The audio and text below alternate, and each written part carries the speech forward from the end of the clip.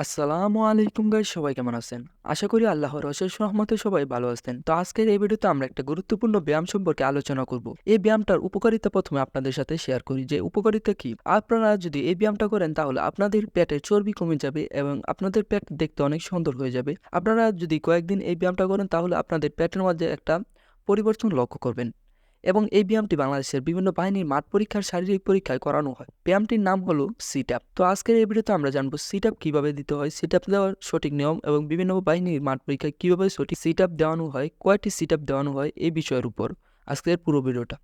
তো ভিডিও শুরু করার আগে একটা গুরুত্বপূর্ণ বিষয় নিয়ে আলোচনা করি যে এই বিডি আর্মি লাভার চ্যানেলের প্রায় 91% ভিউয়ার্স এখনও আমার এই বিডি আর্মি লাভার চ্যানেলটি সাবস্ক্রাইব করেনি, কিন্তু তারা প্রতিদিনই রেগুলার আমার ভিডিও দেখে। তো তাদেরকে বলবো, যেহেতু আমার ভিডিও দেখেন আপনাদের অবশ্যই আমার ভিডিও আপনাদের কাছে ভালো লেগেছে, তো আপনারা কেন সাবস্ক্রাইব করেননি? তাই আপনাদের প্রতি অনুরোধ থাকবে আমার এবিডি আর্মি লাভার চ্যানেলটি সাবস্ক্রাইব করবেন। সিট আপ কীভাবে দিতে হয় বা বাংলাদেশের বিভিন্ন বাহিনীতে সিট আপ কীভাবে দেওয়ানো হয়। তো দেখুন, সিট আপের নির্দিষ্ট কোনো নিয়ম নেই যে এভাবে এভাবে দিতে হবে। তো সিট আপের কিছু রুলস আছে যা মেনে যদি আপনি দিতে পারেন তাহলে আপনার জন্য অত্যন্ত সহজ হয়ে যাবে এসব দেওয়া। তো আমি প্রথমে আপনাদেরকে বলবো যে সিট আপের পজিশনে আপনারা বসবেন। বসার পর আপনাদের যে পা আছে, পাও দোনোটা মাটির সাথে লাগাবেন। এটা কিন্তু আপনার দেখবেন উঠবার বা নামার সময় পাও কিন্তু উঠে যায়, কিন্তু এটা উঠালে চলবে না। এবং আপনার হাঁটুটা, দোনো হাঁটু একসাথে লাগাবেন। এবং এবার যদি প্রথম অবস্থায় না লাগাতে পারেন তাহলে আপনাদেরকে আমি বলবো যে একটা দড়ি দিয়ে এটা আপনার হাঁটুটা প্রথমে বাঁধবেন। হালকা করে বাঁধবেন যাতে এটা আর কি ছুটে না যায় একটা থেকে আরেকটা। তো হাঁটুটা লাগাবেন এবং এখন আপনাদের হাত কোথায় রাখবেন? আপনাদের হাতটা রাখবেন আপনাদের কান বরাবর, মানে কানের সোজা পিছনে নিয়ে কবজি দুটা আপনার কানে যাতে লেগে থাকে, পিছনে নিয়ে হাতটা বাঁধবেন। তারপর আপনারা ডাউন হওয়ার সময় আপনার কনুইটা পুরোটা যাতে মাটিতে লাগে এবং আপ হওয়ার সময় আপনার থোতা যেটা আছে থুতনিটা যাতে ওই আপনার হাঁটুতে লাগে। এবং এমত অবস্থায় আপনার পায়ের যেই তলিটা আছে তা মাটি থেকে সরে গেলে কোনোতেই চলবে না। আশা করি আপনাদেরকে বোঝাতে পেরেছি যে সিট আপ কীভাবে দিতে হয়। এবার আসি যে বাংলাদেশের বিভিন্ন বাহিনীতে বা বিশেষ করে সেনাবাহিনীতে কতটা সিট আপ দিতে হয়।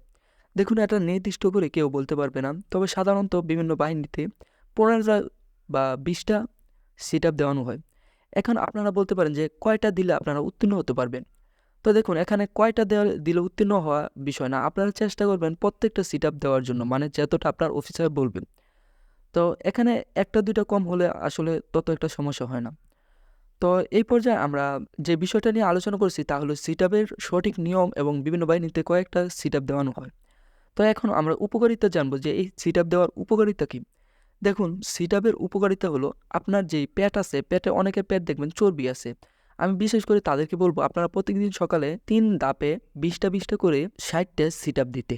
তারপর দেখবেন আপনারা 1 সপ্তাহের ভিতরে আপনারা কিন্তু এর পরিবর্তন দেখতে পারবেন। আপনাদের পেটে একটা বাস পড়ে গেছে এবং আগের থেকে একটু কমছে, আপনার পেটের যেই চর্বিগুলো আছে এই চর্বি কমে যাচ্ছে। তো আশা করি আপনাদেরকে বুঝাতে পেরেছি সিট আপের বিষয়টা।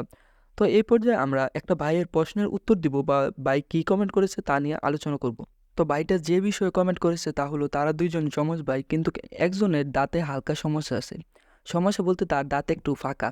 তো ভাইটা আমার কাছে থেকে জানতে চেয়েছে যে এটা কোনো সমস্যা হবে নি। তো ভাই দেখুন, আপনার দাঁত যদি সামনে থেকে দেখতে বা হাসি দিলে খারাপ দেখা যায়, আপনি উল্লেখ করেছেন যে হাসি দিলে আপনার দাঁতে কোনো সমস্যাটা বোঝা যায় না। কিন্তু এটা যদি আপনার দাঁতে সামনে থেকে দেখলে খারাপ দেখা যায়, মানে হাসি দিলে খারাপ দেখা যায় বা একটু ভয়ঙ্কর দেখা যায়, তাহলে সমস্যা হবে। না হলে কোনো সমস্যা হবে না। আর আপনার জন্য পরামর্শ হলো, আপনারা যেহেতু 2024 সালে এসএসসি পরীক্ষা দিয়েছেন এবং আপনারা এটাও উল্লেখ করেছেন যে A+ পেয়েছেন, আপনাদের জন্য দোয়া রইল। এবং আপনাদের স্বপ্ন হলো বিভিন্ন বাংলাদেশের বিভিন্ন বাহিনীতে যোগদান করা। উল্লেখিত করেছেন সেনা নৌবিমান। তো আপনাদের স্বপ্ন পূরণ হোক, এটাই আমরা দোয়া করব সবাই। এবং আপনারা এখন যা করণীয় আছে, আপনারা নিয়মিত সকালবেলা হালকা দৌড় পারবেন এবং কিছু ব্যায়াম আছে, এই ব্যায়ামগুলো করতে হবে। এবং সামনে যে সার্কুলার প্রকাশিত হবে তা চেষ্টা করবেন দোনোজনে একসাথে একদিনে একজনের পর যাতে আরেকজনের রুলটা হয় এরকমভাবে আপনারা সার্কুলারে আবেদন করতে। কারণ দেখা গেছে আপনারা যদি একটু দেরিতে করেন তাহলে আপনারটা মাঠ পরীক্ষা আসবে একদিন, তারপরে আসছে আপনার ভাইয়েরটা। তো একসাথে দিলে কী হবে, যেহেতু প্রথম 200 জনকে একসাথে ডাকে, একসাথে পড়ে যাবেন আর কি। তো আশা করি আপনাদের প্রশ্নের উত্তরটা পেয়েছেন এবং আজকের ভিডিও এতটুকুই। ভিডিওটা ভালো লাগলে অবশ্যই একটা লাইক দিয়ে দেবেন। পরবর্তীতে কী সম্পর্কে ভিডিও চান তা কমেন্টের মাধ্যমে জানান।